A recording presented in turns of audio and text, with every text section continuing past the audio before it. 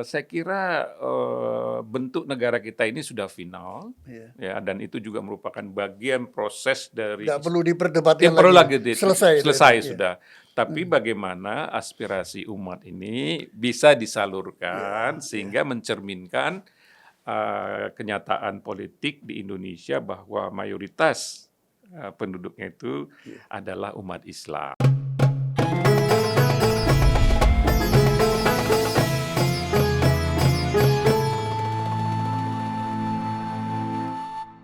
Faktanya memang begitu. Ya. Tapi ada satu problem, Mbak, ini kondisi objektifnya.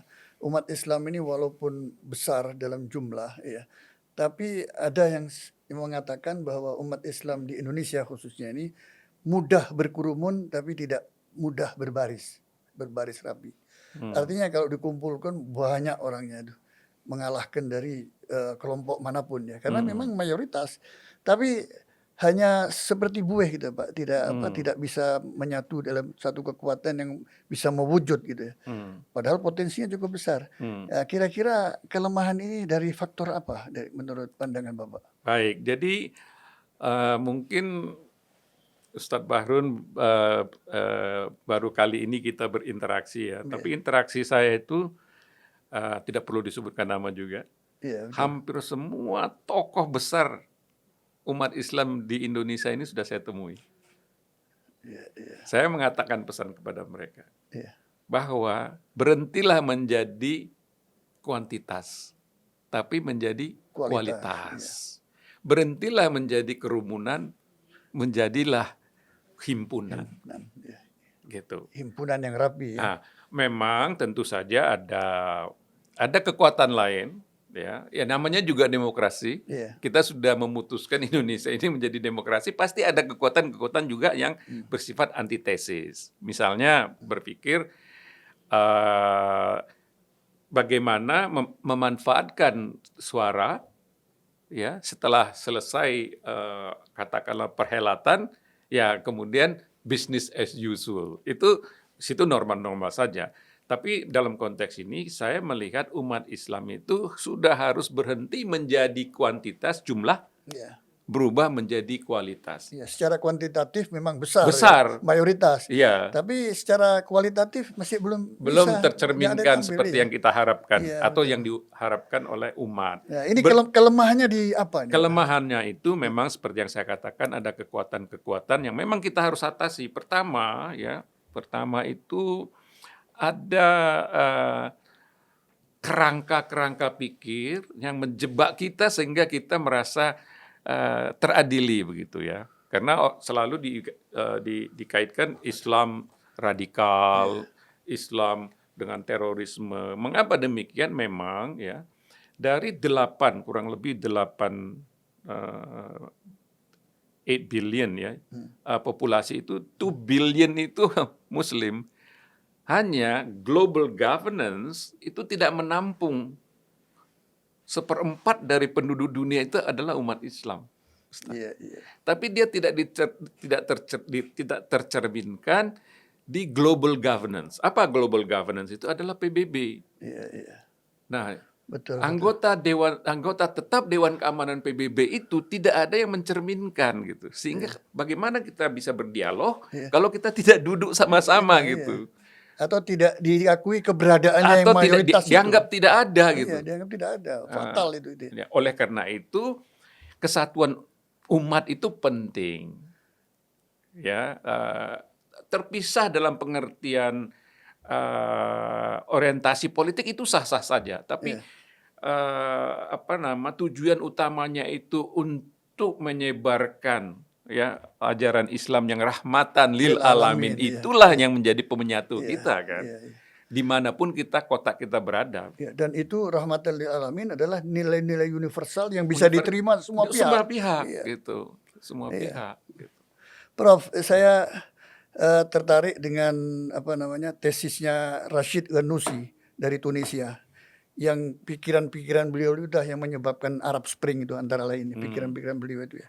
Saya mencoba merumuskan ya di era postmodernis ini ya, Umat Islam itu harus meninggalkan pola-pola lama, pendekatan-pendekatan politik yang lama, yang selama ini selalu dicobakan nggak berhasil. Karena apa? Karena nilai-nilai universalitas itu Islam itu tidak dimunculkan. Nah, saya coba merumuskan harus mengganti umat Islam itu dari apa, mengganti pendekatan dialog dan koalisi, bukan konfrontasi dan konspirasi. Jadi kerjasama bukan eksploitasi, keadilan bukan standar ganda, persamaan bukan diskriminasi, demokrasi bukan opresi. Kira-kira begitu kalau menurut saya. Dari rumusan itu ya, Ya, saya setuju dari ada pendapat dari salah satu Islamisis dari Amerika itu mengatakan umat Islam ini harus mengganti ballot menjadi pilot. Dari peluru ya, menjadi maksudnya suara. kekerasan Ya, menjadi suara dia. ya betul. Menurut pandangan Prof, Itulah bagaimana itu? sebenarnya yang saya inginkan ya, bagaimana merubah pendekatan maaf ini Ustadz ya, Iya. kita ini sesama Muslim ya, Iya. tapi kalau tiba-tiba saya di London, saya Iya. baru pulang dari Eropa Iya. kebetulan, tiba-tiba ada orang berteriak, Allahu Akbar, bukan rasa sejuk yang datang, Iya, malah takut orang takut dan itu. kaget, iya. Jadi ini yang memang ada kekuatan lain yang memang menggambarkan demikian. Nah, oleh karena itu setiap saya bertemu dengan tokoh-tokoh nasional ulama kita, saya katakan sebenarnya Iya.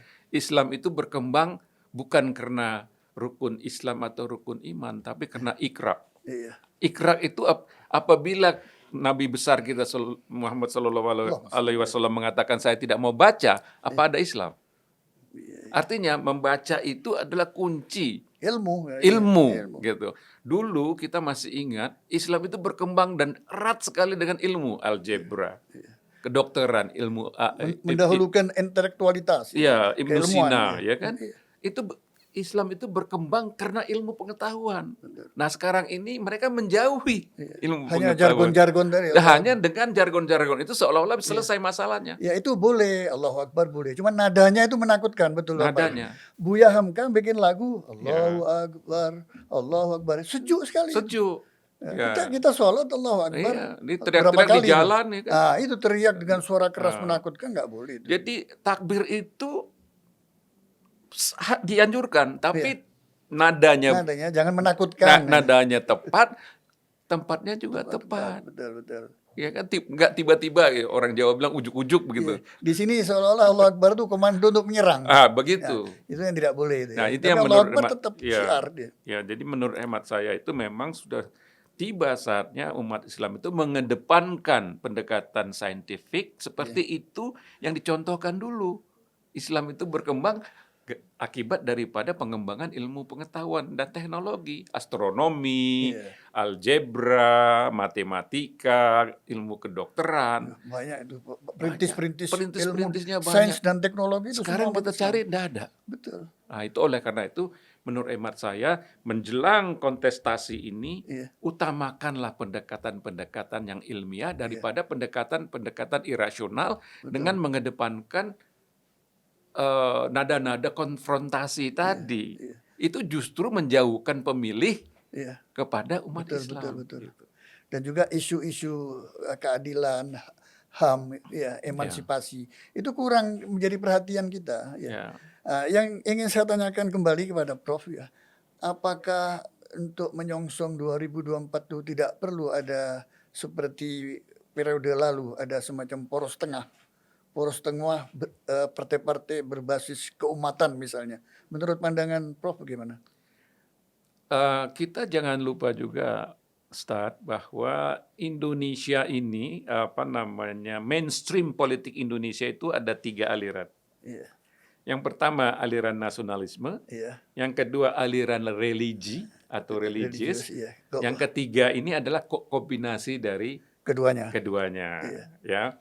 Jadi tidak harus seperti saya katakan tadi. Yang penting aspirasi umat tertampung di dalam sistem atau perjalanan pemerintahan kita. Sehingga umat kita itu dapat mengasosiasikan dirinya dengan pemerintah. Betul. Bagian daripada dinamika kita mempunyai pemerintah.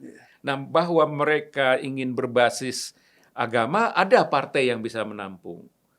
Bahwa mereka ingin menyalurkan aspirasi politiknya kepada partai politik berbasis nasionalisme, ada juga. Dan juga ada gabungan di antaranya. Yang penting adalah bagaimana kita bisa menyampaikan aspirasi umat dan diserap oleh 3 aliran politik ini. Ini sebenarnya tujuan utama menurut hemat saya agar kita bisa menjadi bagian daripada proses demokratisasi yang ada di Indonesia. Harap dicatat Ustadz bahwa Indonesia ini belum mature demokrasi, belum. Kita menuju ke situ. Kita bukan demokrasi yang sudah matang. Kita ini adalah demokrasi in the making. Masih dalam proses menuju demokrasi. Dan betul. kita berharap pada tahun 2045 ketika kita berusia 100 tahun bangsa dan pemerintah ini atau negara ini diharapkan itu sudah matang. Ya, betul lagi. Satu soal lagi, Prof ya. Seringkali tokoh-tokoh umat Islam ya atau tokoh-tokoh partai politik berbasis keumatan itu mengeluh bahwa tokoh-tokohnya, para kiai ya, itu hanya dijadikan setiap pemilu itu sebagai pendorong mobil. Sehingga ketika mobilnya sudah berjalan ditinggalkan oleh mereka yang sedang berkoalisi atau yang punya kepentingan. Indikasi itu bisa dilihat menjelang pemilu dan pilpres. Banyak tokoh-tokoh yang tidak pernah ke masjid, rajin ke masjid, menggunakan atribut-atribut kekiaian, pakai serban, pakai kopiah, ya, menggunakan identitas keagamaan seperti itu ya. Pandangan Prof bagaimana melihat fenomena ini seperti ini? Apakah terulang lagi untuk Pilpres 2024 ini? Bisa terjadi kalau umat kita tidak cerdas. Artinya apa? Bahwa jangan sampai terulang kembali bahwa umat ini hanya dihitung sebagai angka. Bagaimana? Silakan saja tokoh-tokoh siapapun yang mendekati sepanjang dia mempunyai komitmen atau katakanlah mempunyai fakta integritas, kalau nanti saya terpilih, aspirasi umat akan saya tampung. Gitu.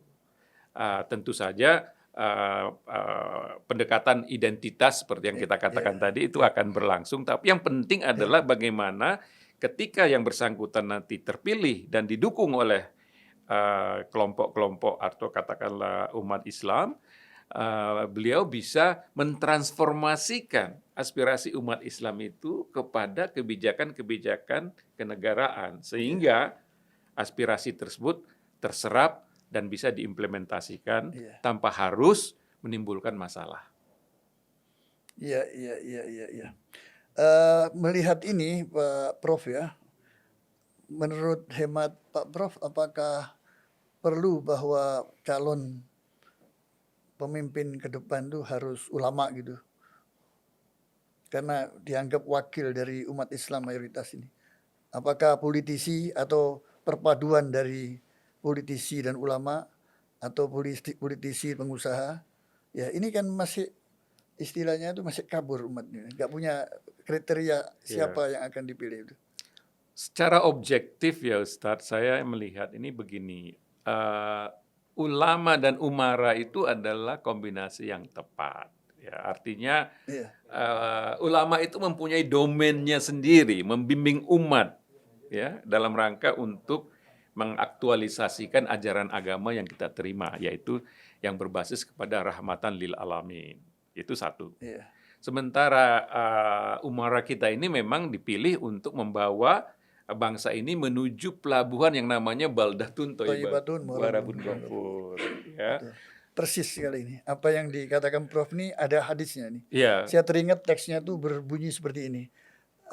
Sinfani idza soluha soluhan nas wa idza fasada fasadan nas, al ulama wal umara. Ada 2 kelompok komunitas yang apabila keduanya itu baik Satu, semua. baik semua. Apabila rusak semua. Rusak semua. Jadi semua saling punya tanggung jawab, harus bersatu. Punya peran sendiri-sendiri. Ini menarik sekali Ustadz. Kita jeda sebentar, silakan minum. Kita lanjut perbincangan kita ini dengan subtema yang lebih menarik lagi. Baik, terima kasih.